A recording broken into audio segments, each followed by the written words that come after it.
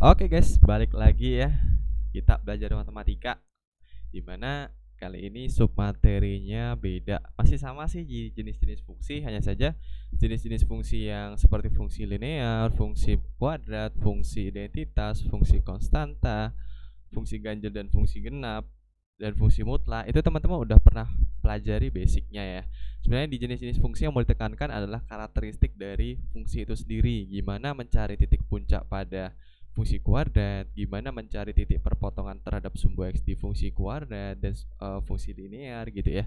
Itu kayak karakteristik dari grafik beberapa fungsi yang mana teman-teman bisa ya mencari sumbu simetris di fungsi kuadrat. Nah, itu adalah yang mau ditekankan ketika kita belajar jenis-jenis fungsi. Nah, di sini ada fungsi yang sebenarnya nggak terlalu baru juga ya. Cuman teman-teman mungkin sedikit asing dengan beberapa kata seperti asimtot. Nah, apa sih itu asimtot? Dan kenapa hanya ada di fungsi rasional? Nah, itu akan kita bahas ya.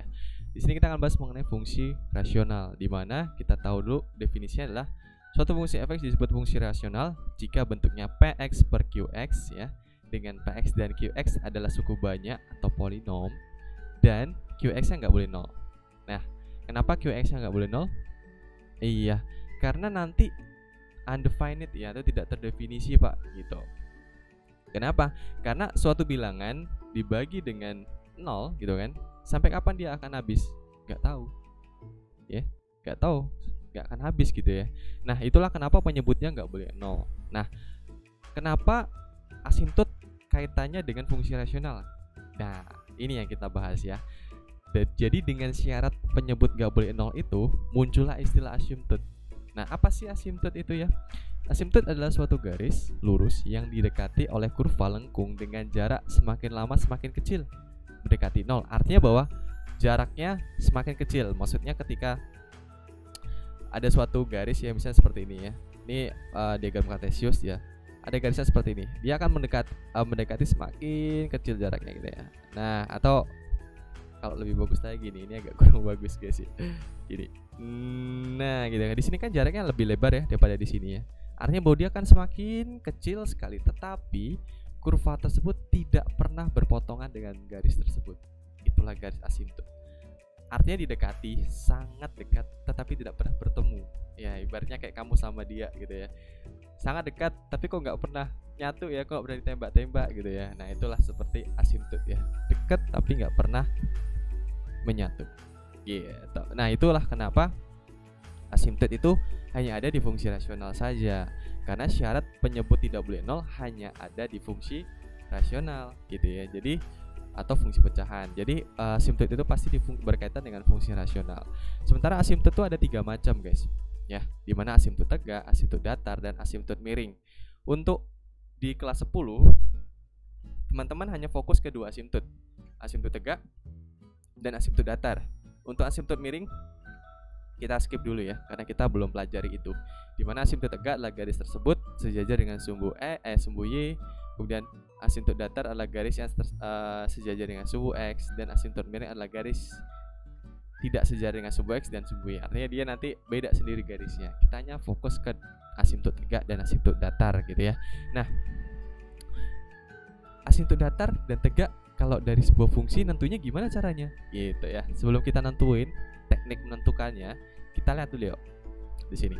Nah, bentuk fx sama dengan k per x min a ditambah b adalah bentuk lain yang lebih sederhana dari fx sama dengan px tambah qx. Kok bisa Pak? Nah, contoh misalkan kita punya fx itu sama dengan 2x ditambah 1 per x ditambah 2 misalkan gini ya.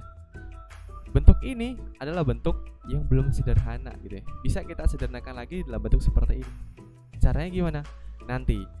Nah, kalau kita sudah buat bentuk sederhana seperti ini, kita akan gampang menentukan, oh ini asimtot miringnya, asimtot datarnya sekian nih, oh asimtot tegaknya sekian nih. Kalau bentuknya seperti ini, kita masih sedikit bingung. Aduh, ini berapa sih asimtot tegaknya? Oh, ini berapa sih asimtot datarnya? Gitu ya. Nah, nanti akan saya jelaskan apa sih A, B, dan artinya terhadap asimtot gitu ya. Nah, sebelum itu kita lihat dulu yuk kasus di sini. Saya mau melihat teman-teman itu bisa nggak bedain antara grafik yang sebelah kiri dengan sebelah kanan, dan juga nanti sama grafik yang di sini ya, bedanya apa gitu ya. Coba sekarang bandingkan Misalkan saya punya fungsi fx sama dengan 1/x, grafiknya berwarna ungu ini. Ini kan sebenarnya lurus terus ya. Nah, bandingkan dengan ini. Tetapi sebelum dibandingkan, teman-teman lihat karakteristik grafik 1/x gimana. Dia ada satu posisi ya. Kita lihat sumbu yang tegak dulu. Sumbu yang tegak itu sumbu y, di mana kita mencari sembarang bilangan x ya yang sejajar dengan sumbu y gitu ya. Nah, kalau teman-teman lihat ya, kita berbicara mengenai sumbu x-nya dulu.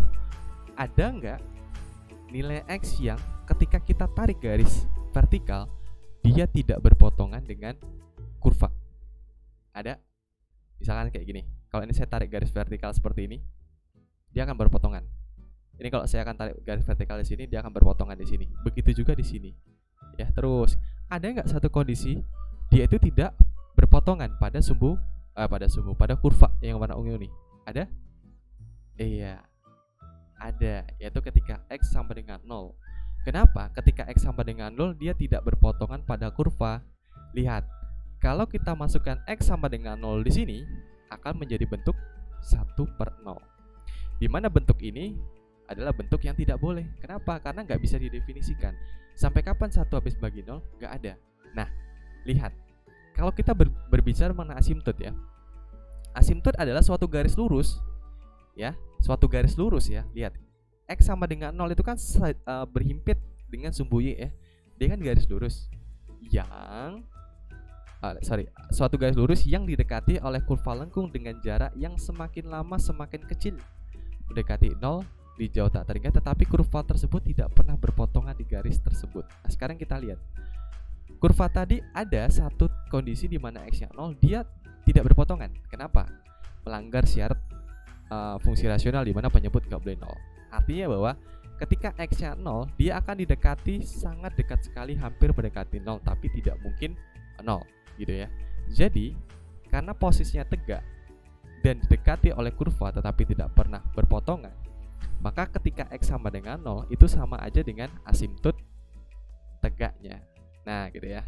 Taunya dari mana? Taunya adalah kita tinggal mencari berapa sih nilai x yang membuat penyebut itu 0. Kalau di sini kan kasusnya ya 0 sendiri ya, gitu kan. Nah, sekarang bandingkan dengan yang di sini, gitu. Kalau kita lihat ya, karakteristik grafiknya, lihat aja nih. Grafik ini dan grafik ini bedanya apa? Artinya bahwa grafik ini bergeser sejauh 1 ke kanan daripada grafik ini, gitu ya. Atau sebelum bergeser gini deh, ada nggak sih nilai x ya, nilai x di sini yang dia tidak berpotongan terhadap kurva? Contoh, ketika di sini saya tarik garis vertikal, dia berpotongan. Di sini dia berpotongan. Ketika x-nya 0, Pak. Tadi kan di sini 0 nggak berpotongan di sini.